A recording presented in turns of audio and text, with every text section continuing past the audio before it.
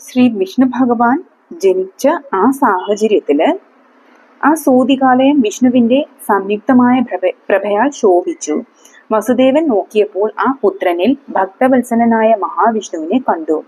വസുദേവൻ വിസ്മയത്തിൽ മുഴുകുകയും ചെയ്തു.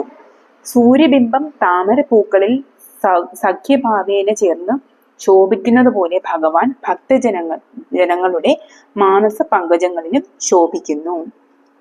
കടാക്ഷമാത്രത്താൽ സകല സന്താപങ്ങളെയും ഇല്ലാതാക്കുന്ന വിധം മനോഹരമായിരിക്കുന്ന താമരദലങ്ങൾ പോലെയുള്ള കണ്ണുകളും 4 കൈകളും അവയിൽ ഓരോന്നിലും ശംഖം, ചക്രം, ഗദ, പദ്മം എന്നീ ശ്രേഷ്ഠങ്ങളായ ആയുധങ്ങളും മാറിടത്തിൽ ശ്രീവത്സം എന്ന മറവും മനോഹരമായ കണ്ഠത്തിന്റെ സമ്പർക്കത്താൽ അധികം പ്രകാശിക്കുന്ന കൗസ്തുഭം എന്നു പേരായ രത്നപതക്കങ്ങളും അരയിൽ മഞ്ഞപ്പട്ടും വെള്ളം നിറഞ്ഞ നീല മേഘം പോലെ മിനുസമായ നീല നിറവും വൈഡൂര്യാദി രത്നങ്ങളും പതിച്ചിട്ടുള്ള കിരീടങ്ങളിൽ നിന്ന് കുണ്ടലങ്ങളിൽ നിന്നും വ്യാപിക്കുന്ന കാന്തികൾ കലർന്നു വിളങ്ങുന്ന തലമുടിയും അരഞ്ഞാൺ, തോൾവള മുതലായ ആഭരണങ്ങളും ഇവയെല്ലാം കൊണ്ട് ദിവ്യശോഭയോടെ ഉല്ലസിക്കുന്ന മംഗളമൂർത്തിയെ വസുദേവൻ കണ്ടു.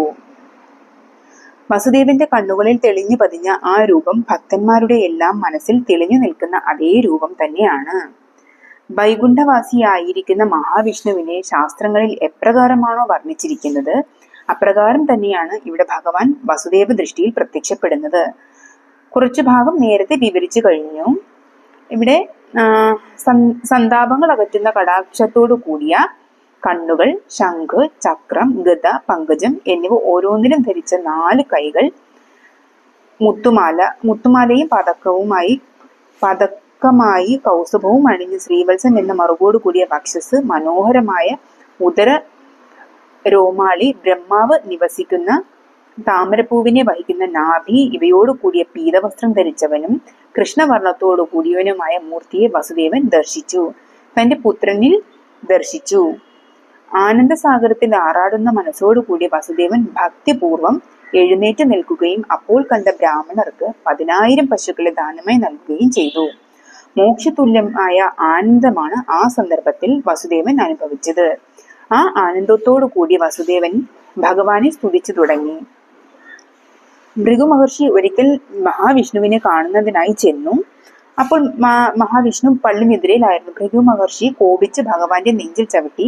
ആ പാടാണ് ശ്രീവത്സം എന്ന കഥയും എന്ന് പറയുന്നുണ്ട്.